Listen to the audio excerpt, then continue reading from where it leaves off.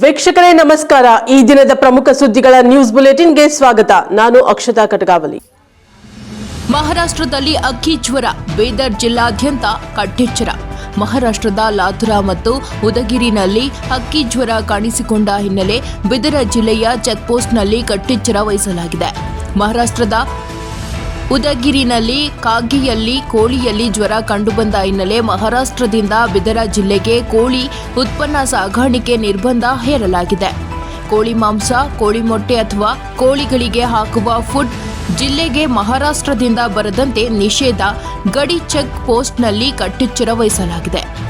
ಬಿದರ ಜಿಲ್ಲೆಯ ಗಡಿ ತಾಲೂಕುಗಳಲ್ಲಿ ಹೈ ಅಲರ್ಟ್ ಘೋಷಿಸಲಾಗಿದ್ದು, ಪಶುಸಂಗೋಪನೆ ಇಲಾಖೆ ಸಿಬ್ಬಂದಿಗಳಿಂದ ಚೆಕ್ ಪೋಸ್ಟ್ ಸ್ಥಾಪಿಸಿ ತಪಾಸಣೆ ನಡೆಸುತ್ತಿದ್ದಾರೆ. ಮಹಾರಾಷ್ಟ್ರಕ್ಕೆ ಹೊಂದಿಕೊಂಡ ಜಿಲ್ಲೆಯ ಬಸವ ಕಲ್ಯಾಣ ತಾಲೂಕು, ಔರಾದ ತಾಲೂಕು, ಬಾಲ್ಕಿ ತಾಲೂಕು, ಕಮಲನಗರ ತಾಲೂಕು ಗಡಿಯಲ್ಲಿ ತಪಾಸಣೆ ಕಾರ್ಯ ನಡೆಸಲಾಗುತ್ತಿದೆ. ವರದಿ ಶ್ರೀಮಂತರಾವ ಇಂಚುರೆ.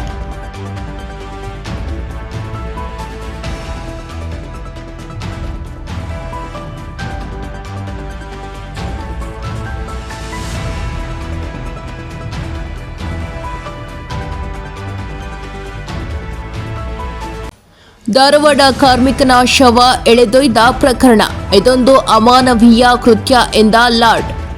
ಮನುಷ್ಯನಿಗೆ ಮನುಷ್ಯತ್ವ ಇಲ್ಲ ಎನ್ನುವಂತಹ ಸಮಾಜ ನಿರ್ಮಾಣ ಆಗಿದೆ ಎಂದೆನಿಸುತ್ತದೆ. ಕಾರ್ಮಿಕ ಶವ ಎಳೆದೊಯ್ದ ಅಮಾನವೀಯ ಕೃತ್ಯವಾಗಿದೆ ಎಂದು ಕಾರ್ಮಿಕ ಸಚಿವ ಸಂತೋಷ್ ಲಾಡ್ ಧಾರವಾಡದಲ್ಲಿ ಪ್ರತಿಕ್ರಿಯಿಸಿದ್ದಾರೆ. ಕಲಬುರಗಿಯಲ್ಲಿ ಕಾರ್ಮಿಕನೊಬ್ಬ ಶವ ಎಳೆದೊಯ್ದು ಪ್ರಕರಣಕ್ಕೆ ಸಂಬಂಧಿಸಿದಂತೆ ಧಾರವಾಡದಲ್ಲಿ ಮಾಧ್ಯಮಕ್ಕೆ ಪ್ರತಿಕ್ರಿಯೆ ನೀಡಿದ ಅವರು, ಈ ಹಿಂದೆ ವಿಜಯಪುರದಲ್ಲೂ ಕೂಡ ಒಬ್ಬ ಕಾರ್ಮಿಕನಿಗೆ ಥಾಳಿಸಿದ್ದ ಪ್ರಕರಣ ನಡೆದಿತ್ತು. ಈಗ ಕಲಬುರಗಿಯಲ್ಲಿ ಶವ ಎಳೆದೊಯ್ಯಲಾಗಿದೆ. ಈ ಬಗ್ಗೆ ನಾನು ಎಸ್ಪಿಗೆ ಮಾತನಾಡಿದ್ದೇನೆ. ಕೆಲವರು ಅರೆಸ್ಟ್ ಕೂಡ ಆಗಿದ್ದಾರೆ. ಕಾರ್ಮಿಕ ಇಲಾಖೆ ಅಧಿಕಾರಿಗಳಿಗೂ ಮಾತನಾಡಿದ್ದೇನೆ. ಇದಕ್ಕೆ ನಾನು ವಿಷಾದ ವ್ಯಕ್ತಪಡಿಸುತ್ತೇನೆ. ಎಲ್ಲ ಫ್ಯಾಕ್ಟರಿ ಮಾಲೀಕರು ಶವಕ್ಕೆ ಗೌರವ ಕೊಡಬೇಕು. ಆದರೆ ಇಂತಹ ಕೆಟ್ಟ ಸಮಾಜ ಸೃಷ್ಟಿಯಾಗುತ್ತಿರುವುದಕ್ಕೆ ನೋವಾಗುತ್ತಿದೆ ಎಂದರು.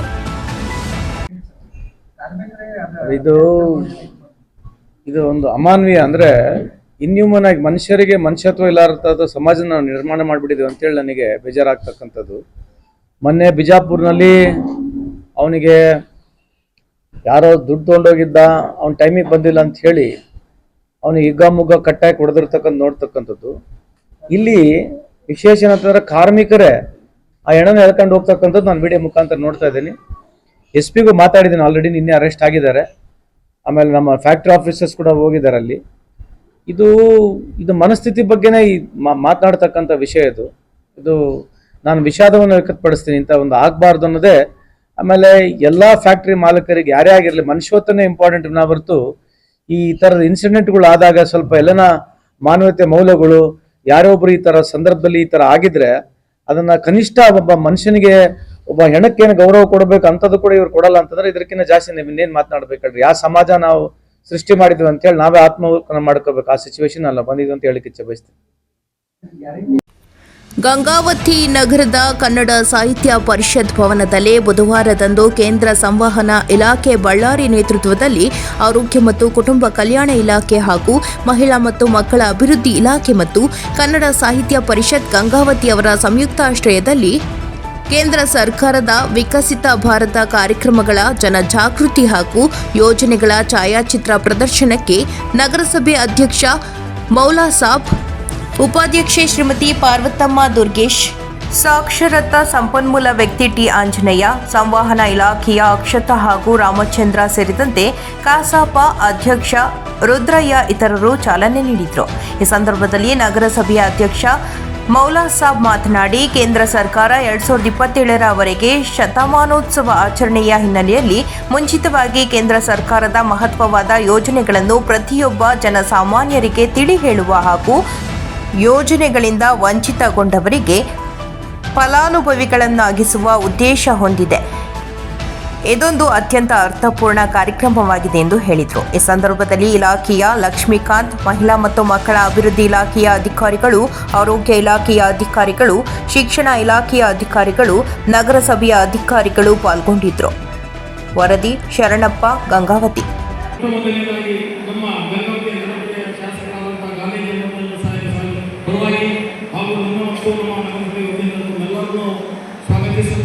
ಕಾರ್ಯಕ್ರಮ ಸಮಾವೇಶವನ್ನು ಕೋರುತ್ತಾ ಈ ಕಾರ್ಯಕ್ರಮವನ್ನು ಪ್ರಚಾರ ಇಲಾಖೆಯಿಂದ ವಿವಿಧ ಕಾರ್ಯಕ್ರಮಗಳು ಇದರೊಳಗೆ ವೇದಿಕೆಗಳು ಹಿಡಿದ ತಾವು ಇದನ್ನು ಜನರ ಒಂದು ಮನಮುಟ್ಟುವಂತಹ ಒಂದು ಕೆಲಸ ಆಗಬೇಕು. ವಿಕಸಿತ ಭಾರತದ ತಾವು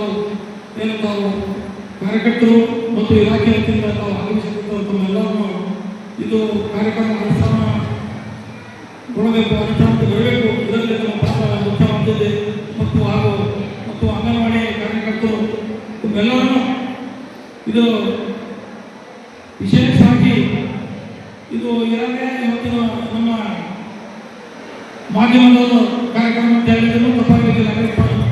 ವಾತಾವರಣ ಕಾರ್ಯಕ್ರಮ ಇದೆ. ತಾವು ಎಷ್ಟು ಜನರಿಗೆ ತಾವು ಇದು ಇಲಾಖೆಯ ಬಗ್ಗೆ ಪ್ರಚಾರ ಮಾಡ್ತೇವೆ. ಅಷ್ಟೊಂದು ನಮ್ಮ ದೇಶದ ಒಂದು ಅಭಿವೃದ್ಧಿಯ ಸಲುವಾಗಿ ನಮ್ಮ ಪ್ರಧಾನಮಂತ್ರಿ ಅಂತ ಮಾಡಿದಂಥ ಒಂದು ಕಾರ್ಯನ ನಾವೆಲ್ಲರೂ ಕೊಂಡಾಡಿ ಜನರಿಗೆ ಇದೊಂದು ಹೇಳುವಲ್ಲಿ ನಾವು ಯಶಸ್ವಿಯಾಗ್ತೀವಿ ಅಂತೇಳಿ ನನ್ನನ್ನು ಮಾತಾಡಲಿಕ್ಕೆ ಅವಕಾಶ ಮಾಡಿಕೊಟ್ಟಂತ ಕೇಂದ್ರ ಸಂವಹನ ಇಲಾಖೆ ಕೂಡ ಕೇಂದ್ರ ಪುರಸ್ಕೃತ ಯೋಜನೆಗಳ ಬಗ್ಗೆ ಜನರಲ್ಲಿ ಜಾಗೃತಿಯನ್ನು ಮೂಡಿಸುವಂತಹ ಕೆಲಸವನ್ನು ಮಾಡ್ತಾರೆ.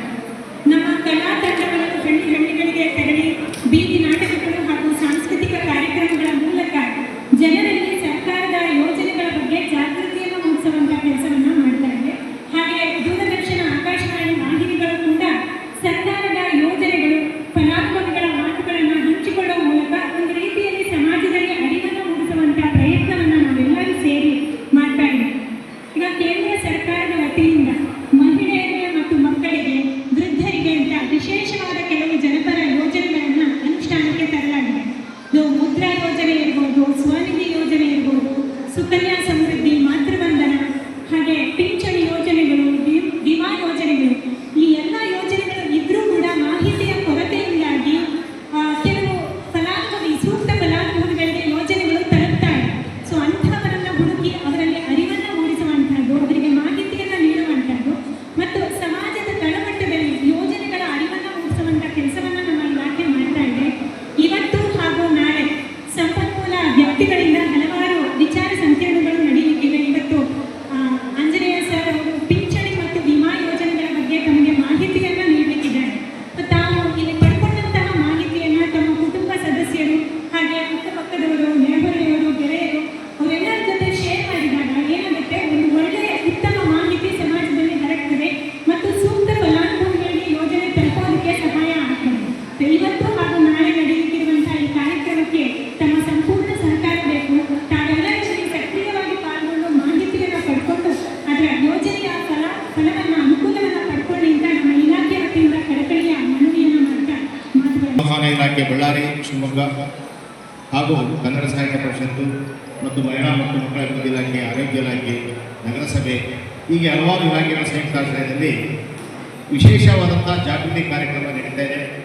ಈ ಕಾರ್ಯಕ್ರಮದ ಉದ್ಘಾಟಕರಾಗಿ ಆಗಮಿಸಿದಂಥ ನಮ್ಮ ನೆಚ್ಚಿನ ಅಧ್ಯಕ್ಷರಾದಂಥ ಶ್ರೀ ಮೌಲಸಾಹೇಬ್ ಅವರೇ, ಉಪಾಧ್ಯಕ್ಷ ಮೇಡಮ್ ಅವರೇ ಮತ್ತು ವೇದಿಕೆ ಇರ್ತಕ್ಕಂಥ ಕನ್ನಡ ಸಾಹಿತ್ಯ ಪರಿಷತ್ ಅಧ್ಯಕ್ಷರಾದಂಥ ರುದ್ರೇಶ್ ಸರ್ ಅವರೇ ಹಾಗೂ ಪ್ರಸನ್ನ ಸರ್ ಅವರೇ ಮತ್ತು ಮಹಿಳಾ ಮತ್ತು ಅಭಿವೃದ್ಧಿ ಇಲಾಖೆ ಅಧಿಕಾರಿಗಳೇ, ಆರೋಗ್ಯ ಇಲಾಖೆ ಅಧಿಕಾರಿಗಳೇ, ಮುಖ್ಯವಾಗಿ ಈ ದಿನದ 2 ದಿನದ ಕಾರ್ಯಕ್ರಮಗಳ ರೂವಾರಿಗಳಾದಂಥ ಅಕ್ಷತಾ ಮೇಡಮ್ ಅವರೇ ಮತ್ತು ನಗರಸಭೆಯ ಷಣ್ಮುಖ ಸರ್ ಅವರೇ ಮತ್ತು ಕಂದಾಯ ಇಲಾಖೆಯವರೇ ಮತ್ತು BO ಆಫೀಸರವರೇ ಮತ್ತು ಹೀಗೆ ಹಲವಾರು ಇಲಾಖೆಯ ಅಧಿಕಾರಿಗಳೇ ಮತ್ತು ಮುಖ್ಯವಾಗಿ ಈ ದಿನದ ಕಾರ್ಯಕ್ರಮದ ಕೇಂದ್ರ ಬಿಂದುಗಳು ಮಹಿಳಾ ಮತ್ತು ಆರೋಗ್ಯ ಇಲಾಖೆಯ ಎಲ್ಲ ಸಿಬ್ಬಂದಿಗಳೇ ಮತ್ತು ವಿವಿಧ ಇಲಾಖೆಗಳಿಂದ ಮತ್ತು ನಗರದ ಸಾರ್ವಜನಿಕರೇ, ಗ್ರಾಹಕರೇ ಮತ್ತು ವಿಶೇಷವಾಗಿ TV ಮಾಧ್ಯಮದವರೇ, ದೂರದರ್ಶನದವರೇ ಮತ್ತು ಎಲ್ಲ ಆತ್ಮೀಯ ಸನ್ನಿಹಿತರೇ, ಎಲ್ಲರಿಗೂ ಮತ್ತೊಮ್ಮೆ ನಮಸ್ಕಾರ.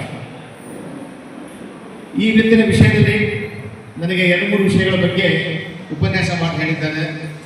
ಅದರಲ್ಲಿ ಮುಖ್ಯವಾಗಿ ಇವತ್ತಿನ ಕಾರ್ಯಕ್ರಮ ಈ ಒಂದು ಕೇಂದ್ರ ಸರ್ಕಾರದ ವಿಕಸಿತ ಭಾರತ 2047. ಈ ವಿಕಸಿತ ಭಾರತದ ಬಗ್ಗೆ ನಮಗೆಲ್ಲ ಈಗಾಗಲೇ ಮನವರಿಕೆ ಆಗಿರಬಹುದು. ಕಳೆದ ಒಂದು ವರ್ಷದ ಹಿಂದೆ ಈ ವಿಕಸಿತ ಭಾರತ ಸಂಕಲ್ಪ ಯಾತ್ರೆ ಇಡೀ ದೇಶಾದ್ಯಂತ ಕೇಂದ್ರ ಸರ್ಕಾರದ ಹಲವಾರು ಯೋಜನೆಗಳನ್ನು ಸಮಗ್ರ ಮಾಹಿತಿಯನ್ನು ನೀಡುತ್ತಾ ಹಲವಾರು ಯೋಜನೆಗಳನ್ನು ರೂಪಿಸುವಂಥ ಕಾರ್ಯಕ್ರಮ ಮಾಡಿತ್ತು. ಆದರೆ ಈ ಒಂದು ನಮ್ಮ ಭಾರತ ದೇಶ ಸ್ವತಂತ್ರ ಪಡೆದು ನಮಗೆಲ್ಲ ಗೊತ್ತಿದ್ದಾಗ 1947ರಲ್ಲಿ ಭಾರತ ದೇಶ ಸ್ವತಂತ್ರ ಪಡೆಯಿತು. ಈ 1947 ಸ್ವತಂತ್ರ ಪಡೆದ ನಂತರ ಇದಕ್ಕೆ 100 ವರ್ಷ ಶತಮಾನೋತ್ಸವ ಅಂದರೆ ಸುಮಾರು 100 ವರ್ಷ 2047ಕ್ಕೆ 2047ಕ್ಕೆ ಭಾರತ ಹೇಗಿರಬೇಕು, ಹೇಗೆ ವಿಕಸಿತವಾಗಿರಬೇಕು, ಹೇಗೆ ಇವತ್ತಿನ ಒಂದು ಮುಖ್ಯ ಆಗಿರ್ತಕ್ಕಂಥ ನಮ್ಮ ದೇಶದ ಕಲ್ಪನೆ ಮತ್ತು ಅಭಿವೃದ್ಧಿ ಈ 2047 ಶತಮಾನೋತ್ಸವದ ಸ್ವತಂತ್ರ ಸಂದರ್ಭದಲ್ಲಿ ಹೇಗೆ ವಿಕಸಿತರಾಗಿರಬೇಕು ಅನ್ನೋ ಉದ್ದೇಶನೇ ಈ ಕೇಂದ್ರ ಸರ್ಕಾರದ ಮಹತ್ವವಾದಂಥ ವಿಕಸಿತ ಭಾರತ 2047ರ ಪರಿಕಲ್ಪನೆ. ಹಾಗಾಗಿ 2047ರ ಉದ್ದೇಶ ಇಟ್ಟುಕೊಂಡು ಇವತ್ತು ಅಲ್ಲ, ಮುಂದಿನ 2047ಕ್ಕೆ ದೇಶ ಸ್ವತಂತ್ರ ಕಂಡು 3 ವರ್ಷದ ಸಂದರ್ಭದಲ್ಲಿ ನಮ್ಮ ದೇಶ ಅಭಿವೃದ್ಧಿಯಲ್ಲಿ ಇರಬೇಕು, ಜನಪರ ಕಾಳಜಿಯಲ್ಲಿ ಇರಬೇಕು, ಮಹಿಳಾ ಅಭಿವೃದ್ಧಿಯಲ್ಲಿ ಇರಬೇಕು, ಆರೋಗ್ಯದಲ್ಲಿ ಇರಬೇಕು. ಈಗ ಹಲವಾರು ದಿಶೆಗಳಲ್ಲಿ ಈಗಾಗಲೇ ನಾವೆಲ್ಲ ನೋಡಿದ್ರಿ ಛಾಯಾಚಿತ್ರ ಪ್ರದರ್ಶನವನ್ನು ಈ ಒಂದು ನಮ್ಮ ಕೇಂದ್ರ ಸಂವಹನ ಇಲಾಖೆಯವರು ಉತ್ತಮವಾಗಿ ರೂಪಿಸಿದ್ದಾರೆ. ಇಲ್ಲಿ ಈ ಒಂದು ವಿಕಸಿತ ಭಾರತ ಕಲ್ಪನೆ ಇದರಲ್ಲಿ ಮುಖ್ಯವಾಗಿ ಎಲ್ಲರೂ ಪಾಲ್ಗೊಳ್ಬೇಕು, ಎಲ್ಲರೂ ಇದರ ಪ್ರಯೋಜನ ಪಡೆಯಬೇಕು. ಅಂದರೆ ಇದರ ಉದ್ದೇಶ ಅರ್ಥಕೊಳ್ಬೇಕು. ಏಕೆ ನಮ್ಮ ದೇಶ ವಿಕಸಿತವಾಗಬೇಕು, ಯಾವ ರೀತಿ ನಮ್ಮ ದೇಶ ಅಭಿವೃದ್ಧಿಯ ಪಥದಲ್ಲಿ ಹೋಗಬೇಕು, ಎಲ್ಲ ವಿಧದಲ್ಲಿ ಮಹಿಳಾ ಅಭಿವೃದ್ಧಿಯಲ್ಲಿರ್ಬೋದು, ಆರೋಗ್ಯದಲ್ಲಿರ್ಬೋದು, ಕೃಷಿಯಲ್ಲಿರ್ಬೋದು, ವಿಜ್ಞಾನದಲ್ಲಿರ್ಬೋದು, ಹೀಗೆ ಸರ್ವಾಂಗೀಣ ಪ್ರಗತಿ ಕಾಣಬೇಕಾದ್ರೆ ದೇಶ ಸ್ವತಂತ್ರ ಬಂದು 100 ವರ್ಷದ ಸಂದರ್ಭ 2047ಕ್ಕೆ ಭಾರತದ ಕಲ್ಪನೆ ಈಗಲಿಂದಲೇ ನಾವೆಲ್ಲ ಅದನ್ನು ಉದ್ದೇಶಿಸಿಕೊಂಡು ಅದರ ಬಗ್ಗೆ ಶ್ರಮವಹಿಸಬೇಕಾದ ಅವಶ್ಯಕತೆ, ಉದ್ದೇಶದಿಂದ ಇಂಥ ಜಾಗೃತಿ ಕಾರ್ಯಕ್ರಮಗಳು ಈ ನಮ್ಮ ರಕ್ಷಣಾ ಮೇಡಮ್ ಅವರು ಮತ್ತು ಹಲವಾರು ತಂಡದ ಈ ದಿನ ಏರ್ಪಡಿಸಿದ್ದಾರೆ.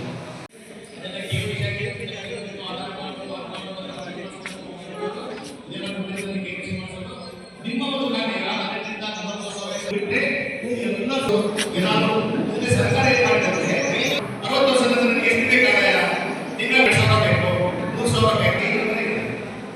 ಇಲ್ಲಿ ನನಗೆ ಈಗ 2 ವರ್ಷದಾಗಿದೆ ಅಂದರೆ ನನಗೆ 1,000 ರೂಪಾಯಿ ಪಿಂಚಣಿ ಬೇಕಾದ್ರೆ ನಾನು ಇವತ್ತು ಬ್ಯಾಂಕ್ನಲ್ಲಿ ಖಾತೆ ಮಾಡಿ ಪ್ರತಿ ತಿಂಗಳು 60,000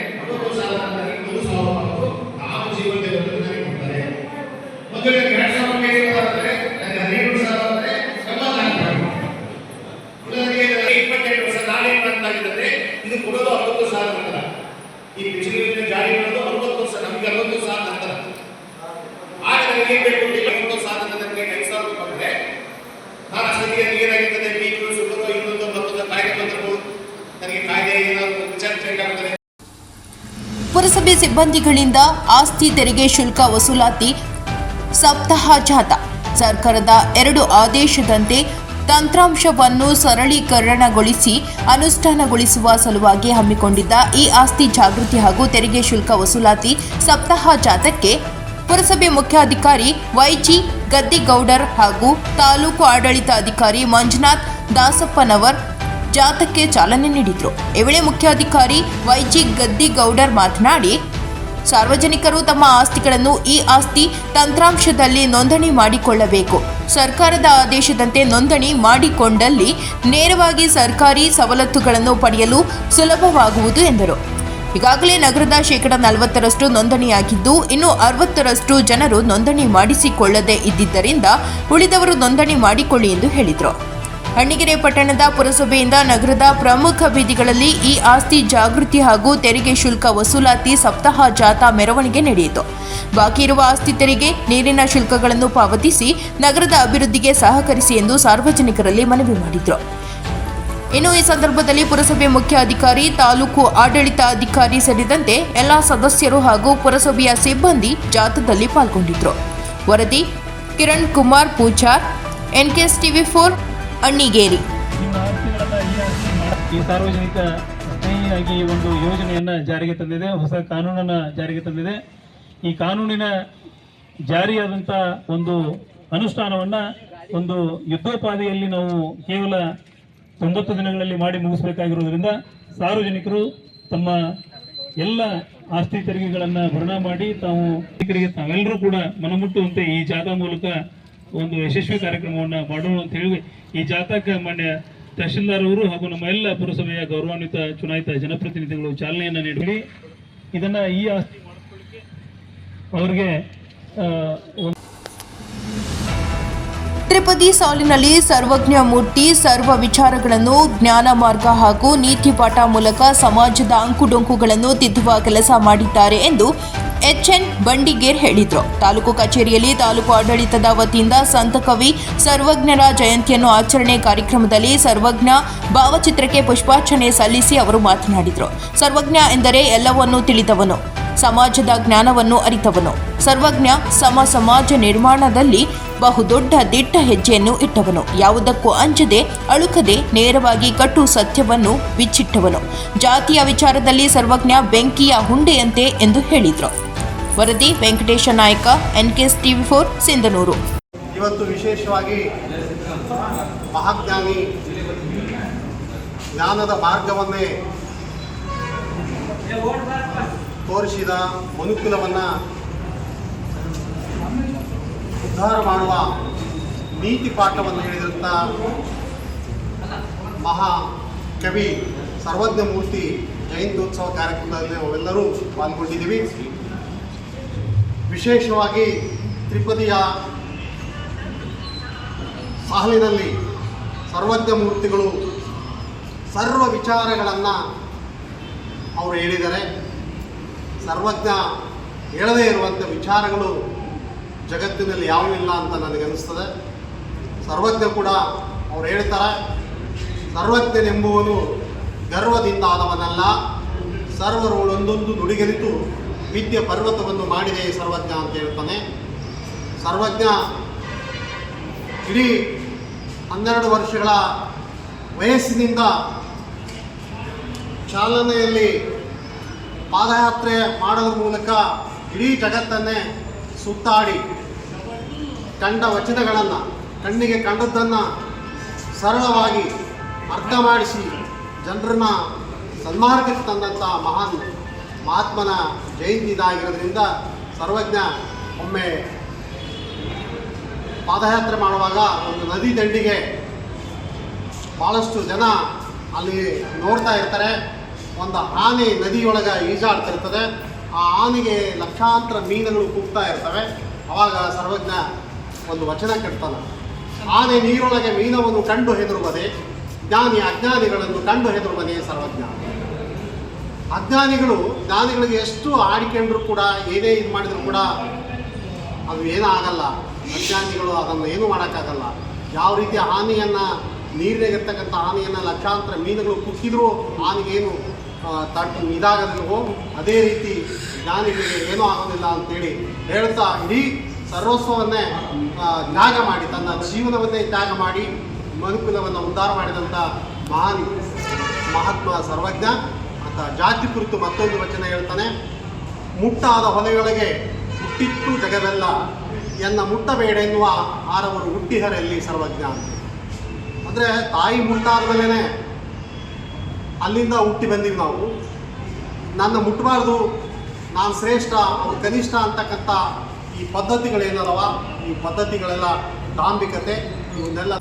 ಫೆಬ್ರವರಿ 22ರಂದು ಅಡರಕಟ್ಟಿ ಗ್ರಾಮದ ನೂತನ ಹೊಸ ಗ್ರಾಮ ಪಂಚಾಯಿತಿ ಕಟ್ಟಡ ಉದ್ಘಾಟನಾ ಸಮಾರಂಭ.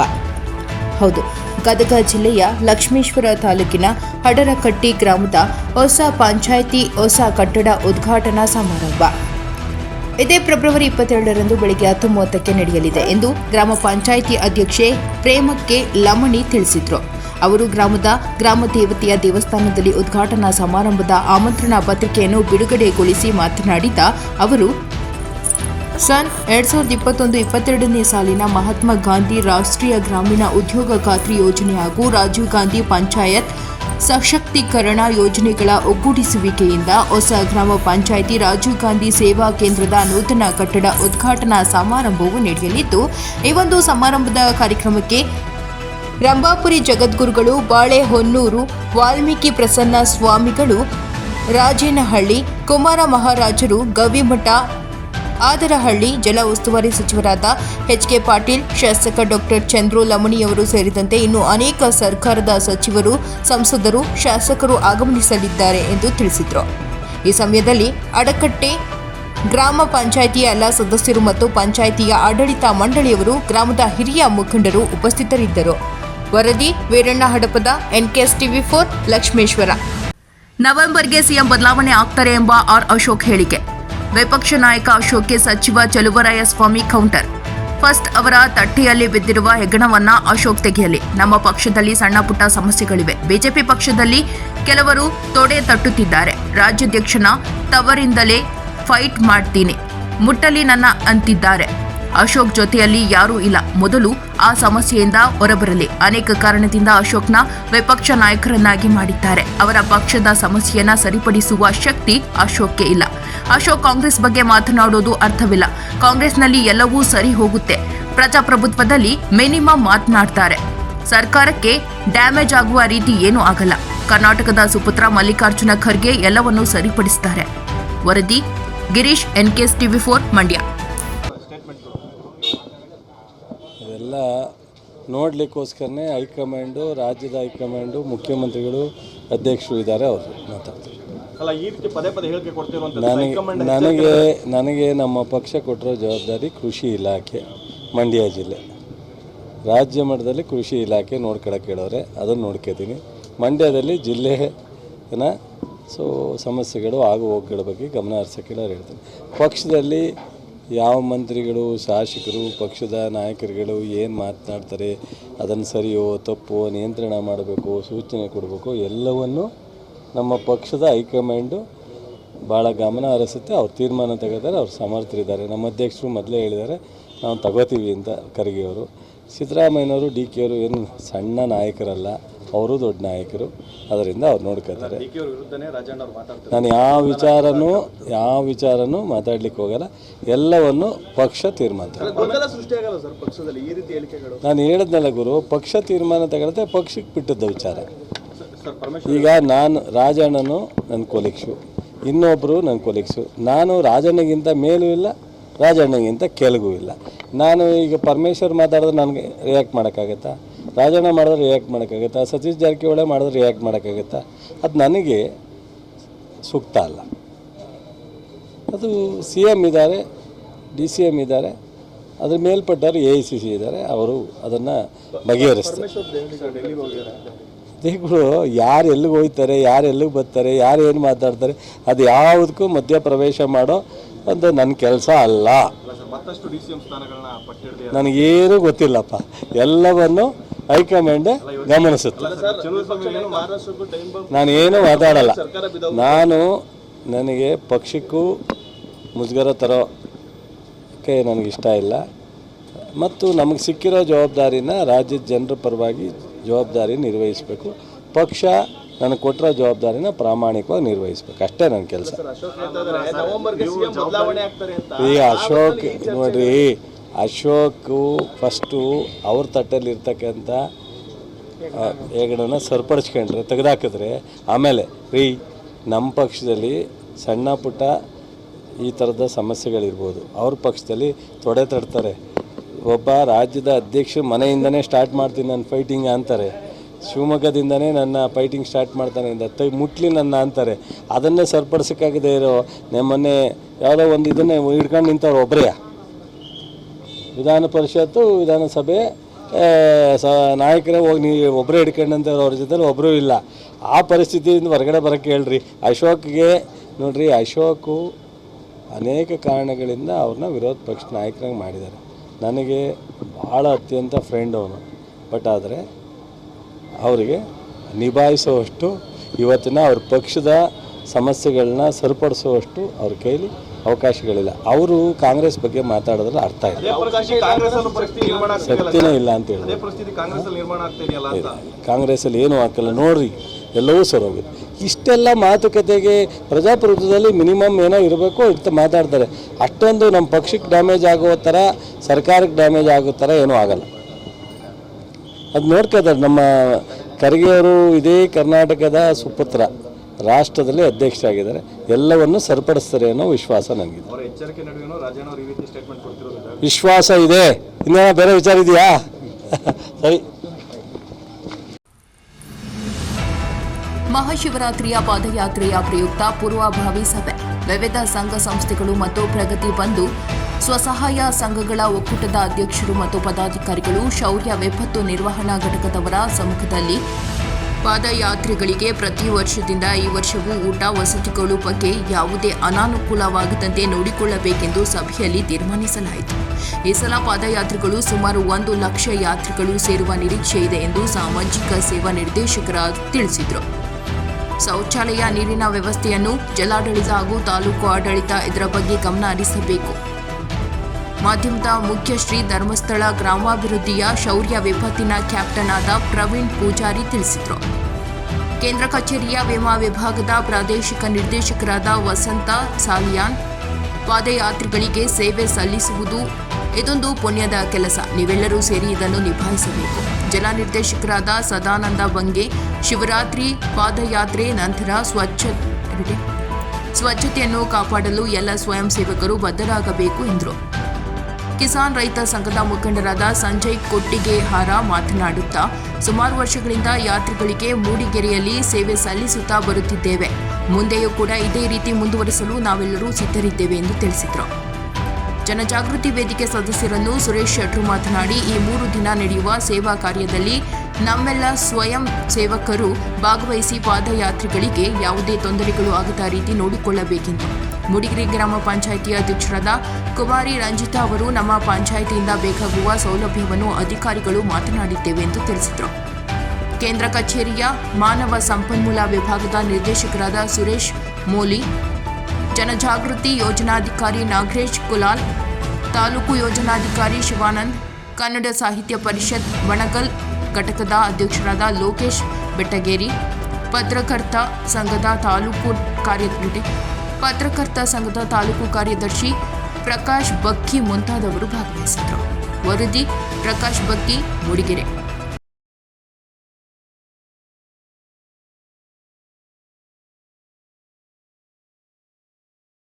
ಚಾರ್ಮಾಡಿ ಘಾಟಿಯಲ್ಲಿ ಒಂದು ಕಡೆಯಿಂದ ವಾಹನದ ಒತ್ತಡ ಜಾಸ್ತಿ ಇರುತ್ತೆ, ದ್ವಿಚಕ್ರ ವಾಹನಗಳ ಒತ್ತಡ ಇರುತ್ತೆ. ಇಂಥ ಸಂದರ್ಭದಲ್ಲಿ ನಮ್ಮ ಟ್ರಾಫಿಕ್ ಪೊಲೀಸಿಗೆ ಅಥವಾ ಪೊಲೀಸ್ ಇಲಾಖೆಗೆ ಅಲ್ಲಿ ಎರಡೂ ಬದಿಯಲ್ಲಿ ವಾಹನಗಳನ್ನು ನಿಲ್ಲಿಸದಾಗಿ ಅವರು ಜವಾಬ್ದಾರಿ ಕೊಡುವ ಬಗ್ಗೆ ನೀವು ಸ್ವಲ್ಪ ಅವರಲ್ಲಿ ರಿಕ್ವೆಸ್ಟ್ ಮಾಡೋದು ಒಳ್ಳೆಯದು. ಯಾಕೆ ಹೇಳಿದರೆ ಇದು ಬಹಳ ಒಂದು ಅಗತ್ಯವಾಗಿ ಆಗಬೇಕಾಗ್ತದೆ. ಅವರಿಗೆ ಹೆಚ್ಚು ಒಂದು ಜವಾಬ್ದಾರಿ ಕೂಡ ಬರುತ್ತೆ. ಹಾಗಾಗಿ ಕೇವಲ ಒಬ್ಬರಿಂದ ಮಾಡುವಂಥದ್ದು ಇದು ಕೆಲಸ ಅಲ್ಲ. ಇವತ್ತು ಸಾಮಾಜಿಕ ಸೇವಾ ಸಮಿತಿಯವರು ಬಹಳ ವರ್ಷದಿಂದ ಈ ಕೆಲಸವನ್ನು ಮಾಡ್ತಾ ಇದ್ದಾರೆ. ಬಹಳ ಮುಖ್ಯವಾಗಿ ವೈದ್ಯಕೀಯದ ಬಗ್ಗೆ ಇದಕ್ಕೆ ಬೇಡಿಕೆ ಬಂದಿರುತ್ತೆ. ಇದಕ್ಕೆ ಅದನ್ನು ನಾವು ನಮ್ಮ ಪಾದಯಾತ್ರೆ ಸಮಿತಿಗೆ ಅದನ್ನು ಮಂಡಿಸಿದ್ದೇವೆ. ಹಾಗಾಗಿ ಕಳೆದ ವರ್ಷದಾಗಿ ಅದು ವ್ಯವಸ್ಥೆಗಳನ್ನು ಮಾಡಿರ್ತಾರೆ ಗ್ರಾಮ ಪಂಚಾಯತ್. ನೀವು ಗಮನಿಸಿರ್ಬೋದು, ಕಸ ಅದಕ್ಕೆ ಹಾಕ್ತಾರೆ, ಅದನ್ನ ಆದ ನಂತರ ಏನು ಮಾಡಬೇಕು ಅನ್ನೋದು ಗ್ರಾಮ ಪಂಚಾಯತಿಯವ್ರಿಗೆ ಇಲ್ಲಿ ತನಕನೂ ಗೊತ್ತಾಗಿಲ್ಲ, ಇನ್ನು ಮುಂದಕ್ಕೂ ಗೊತ್ತಾಗಲ್ಲ. ಅದಕ್ಕೋಸ್ಕರ ನಮ್ಮ ಒಂದು ಸೇವೆ ಹೆಂಗೆ ಅಂದರೆ, ಮೋಸ್ಟ್ಲಿ ಅವರಿಗೆ ಪಾದಯಾತ್ರಿಗಳಿಗೆ ಬೈದರೆ ಮೋಸ್ಟ್ಲಿ ನಮಗೆ ಬೈದಂಗೆ ಆಗುವ ಅಂತ ಒಂದು ಮನಸ್ಥಿತಿ ನಮ್ಮದು. ಹಾಗಾಗಿ ನಿಮ್ಮೆಲ್ಲರ ಸಹಕಾರ ಇತ್ತು ಅಂದರೆ ಒಳ್ಳೆಯ ಥರದ ಸ್ವಚ್ಛತೆ ನಮಗೇನು ಜಾಸ್ತಿ ಏನಿರಲ್ಲ. ಯಾಕಂದರೆ ಗ್ರಾಮ ಪಂಚಾಯತಿಯವರು 75% ಮಾಡಿರ್ತಾರೆ, ಇನ್ನು 25% ನಮಗೊಂದು ಸ್ವಲ್ಪ ಜವಾಬ್ದಾರಿನ ಬಿಟ್ಟಿರ್ತಾರೆ. ಯಾಕಂದರೆ ಒಳಿತು ಮಾಡುವ ಮನುಷ್ಯ ನೀನು ಇರೋದು 3 ದಿವಸ, ಆ 3 ದಿವಸದಲ್ಲಿ ನಾವೇನಾದರೂ ಒಂದು ಮೂಡಿಗೆರೆಯಲ್ಲಿ 9 ವರ್ಷದಿಂದ ಏನು ಸೇವೆ ಶುರುವಾಯಿತು, ಅದಾದ ನಂತರ ಭಾಳ ದೊಡ್ಡ ಪಾದಯಾತ್ರೆಗಳ ಒಂದು ಸಂಖ್ಯೆ ಹೋಗ್ತಾ ಇದೆ. ಅವಾಗ ಅವ್ರು ಬರ್ತಾಯಿದ್ದಾರೆ, ಅವರೇ ವ್ಯವಸ್ಥೆ ಮಾಡ್ಕೊಂಡು ಬರ್ತಾಯಿದ್ರು. ಆದರೆ ನಮ್ಮ ಸುತ್ತಮುತ್ತಲಿನ ಜಿಲ್ಲೆಯವರು ಸುಮಾರು 6-7 ಜಿಲ್ಲೆಯವರು ಅವರು ವ್ಯವಸ್ಥೆ ಮಾಡ್ಕೊಂಡು ಬರಲ್ಲ. ಅವ್ರು ಏನಂದರೆ ರಸ್ತೆಯಲ್ಲಿ ಹೋಗ್ತಾನೆ ಎಲ್ಲಾದರೂ. ಇದಿಷ್ಟು ಈ ದಿನದ ಪ್ರಮುಖ ಸುದ್ದಿಗಳ ನ್ಯೂಸ್ ಬುಲೆಟಿನ್. ನಿರಂತರ ಸುದ್ದಿಗಾಗಿ ನೋಡ್ತಾ ಇರಿ NKS TV 4, ಇದು ನಿರಂತರ ಕಾರ್ಯಪಡೆ.